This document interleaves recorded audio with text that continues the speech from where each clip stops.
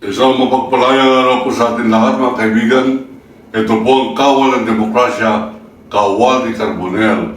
Nagsasabing, Bismillahirrahmanirrahim. Assalamualaikum warahmatullahi wabarakatuh. Allahu Akbar.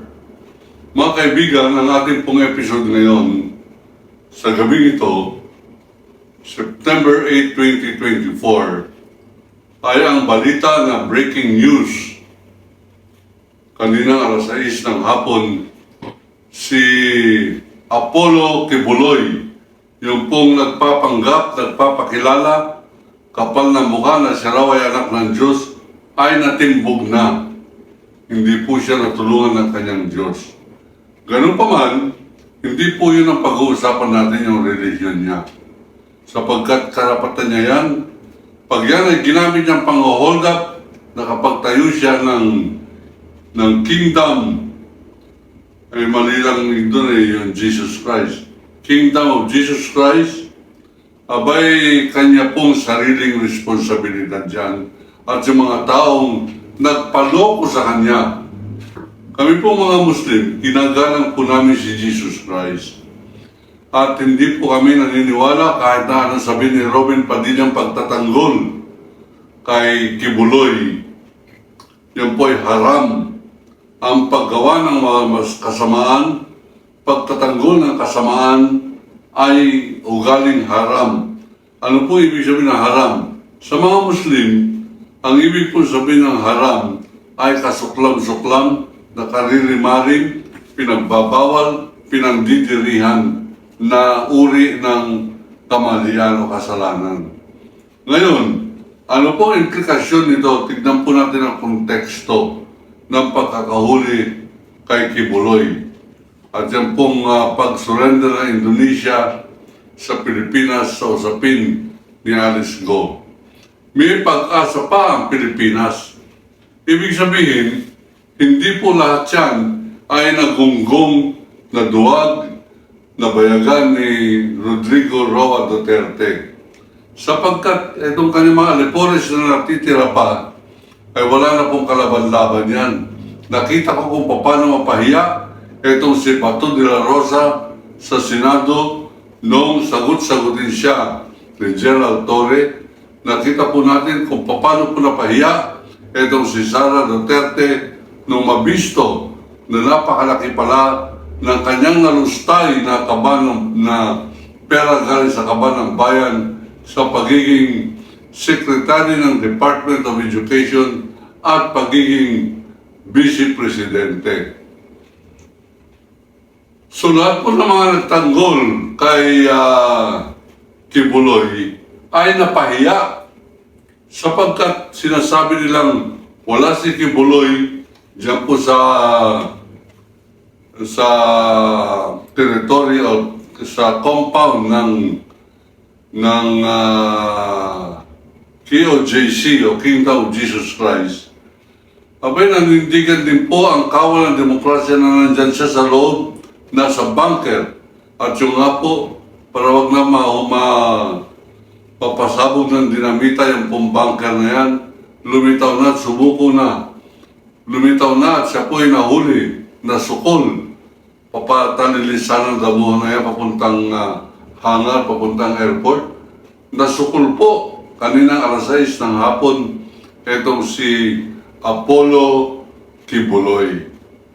Ngayon, nakikita po natin may pag-asa pa ang Pilipinas sapagkat kaya ng ating pong kapulisan na mahuli ang mga kriminal, gano'n man ang kanilang pagpapanggap at ang mga tagapagtanggol nila, dating general na Verdugo, naging senador, ang pangalan na ito si Batugan Bukbuk de la Rosa.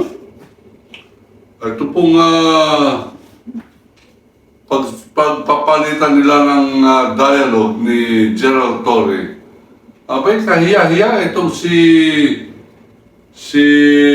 Senator Bato de la Rosa. Nag-aabogado para sa isang pugante. Senador ka, dapat ang paglingkuran mo ay ang taong bayan.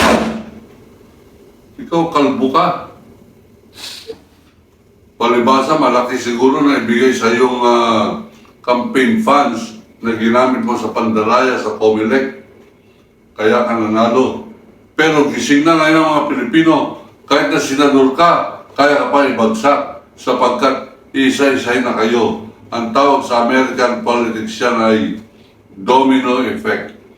Ano po ibig sabihin nito? Yung domino ay para pong plastic na mga baraha na ganyan lamang, 2 pulgada lamang ang haba, 2.5 inches ang haba. Pag ito po ay isang game na pinapagduktong-duktong, pero pag pinatayo ito at pinitik mo yung dulo, lahat bumabagsak po yan. Ayun, isa-isa nang babagsak yan. Nauna na si Digongong Duterte, susunod naman dito si Bugok Bato de la Rosa, susunod naman to si Raulo Sara Duterte, sunod-sunod na po yan. At sana matuto na po tayo dun pa sa sinabi ni Miriam Santiago, bagay joke niya lang yun. Ang sabi niya, ano ang tawag sa taong pagka ikaw ay nagtapon ng basura sa karagatan? Ang sagot, sabi ni Miriam Santiago, pollution. Ano ang tawag pag ibinato mo sa dagat para malunod ang isang hungkag na politiko? Ang sagot, solusyon. Mga kaibigan, nagkaroon na po tayo ng unang hakbangin sa solusyon na yan ng ating pong ilubog sa kahiyan. Ito pong Duterte na ito, sapagkat pinakita natin na kaya pala natin manindigan ang ating pong level ng karangalan ng Pilipino. Napakababa sa panahon ni Duterte. Nawalan po tayo ng dangal, lalo tigit walang nagagalit na Pilipino, o kung galit man, hindi niya pinapakita.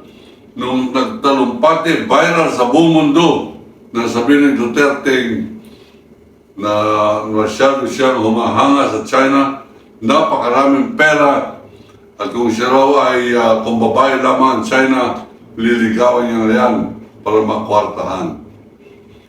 Abay, hindi doon huminto.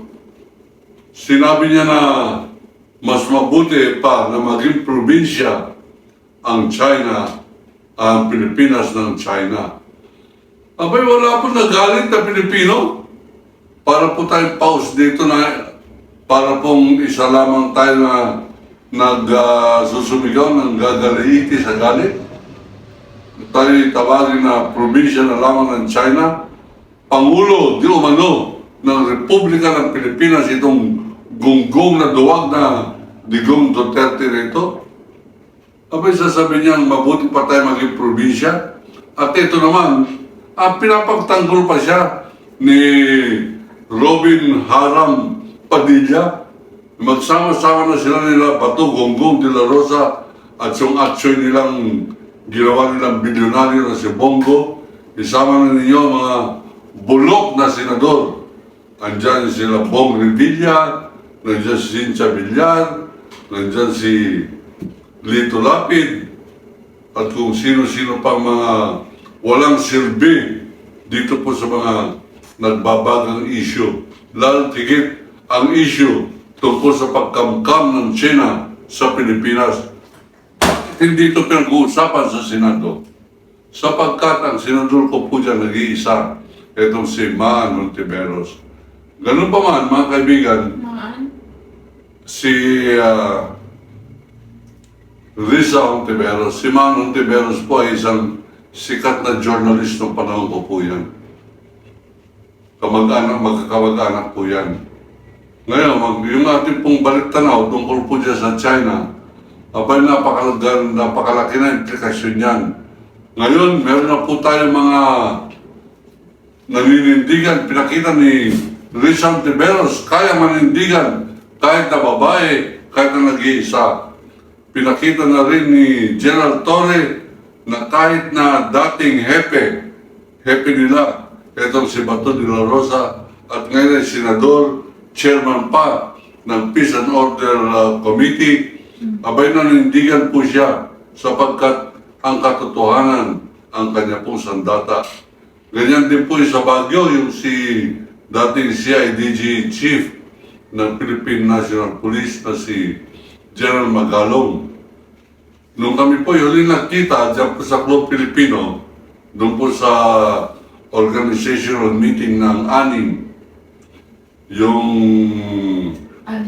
alyansa ng mga makabayang Pilipino, abay, nagpakita po siya ng PowerPoint kung paano nagnanakaw ang mga congressman sa kanila pong pork barrel at kung paano po pinangungunahan ang nakaw na ito sa Highway, Department of Public Highways, National Irrigation Administration, Department of Education, kung paano po nila ninanakaw ang kaban ng bayan.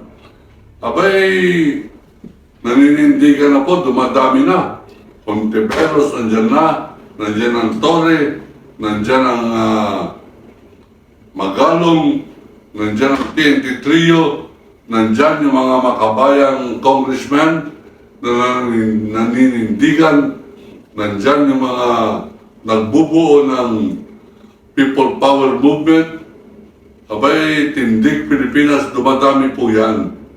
At ngayon, mismo sa Senado, nagkakaroon po tayo ng tinig sa pamamagitan ni Senator Risa Hontiveros. Bigyan po natin ng malaking suporta yan. Lalo yung mga mahiling mag-share ng mga mensahe, mga messages. Abay, paramdam natin kay Senator Hontiveros na tama ang kanyang pinaglalaban at tayo'y naninindigan kasama niya sa kanyang tabi. Hindi po tayo sa likod, sa tabi. Maninindigan po tayo. Ituloy-tuloy na po natin itong laban na ito. Pabagsakin na natin unti-unti. Duterte, Roque, Goo. Isa-isa na po natin lahat yan. Isama natin Michael Yang. Yan po mga leaders na yan ng kriminal na pogo. Lahat po yan ipandirihan na natin. At lahat ng kriminal, kasama sila Richard Lim. Abay, suplong na po natin at gawin na po nating public enemy number 1. Michael Yang, Richard Lim. At kung luluko-luko pa to si Bato de la Rosa, isama na natin yung kalbong yan at gawin na po natin wanted. Itong si Bato de la Rosa sa kanyang pagtatanggol ng isang fugitive na nabisto na meron siyang mga pedophilia, yung pong mga bata na kanyang hinahalay, pedophilia po ang tawag dyan. Walang puso, halimaw. At yan, kung yan ay papagtanggol ni Bato de la Rosa ang halimaw na pareho ni Kibuloy, pati si de la Rosa, halimaw. At yan ay aking hinamon ng debate, halimaw, duwag, hindi ko akasak. Mga kaibigan, ituloy na po natin laban. Laban na tayo, bayan! Ako po si Kawal ni Carbonell at sasabing, iniibig ko ang Pilipinas. Allahu Akbar.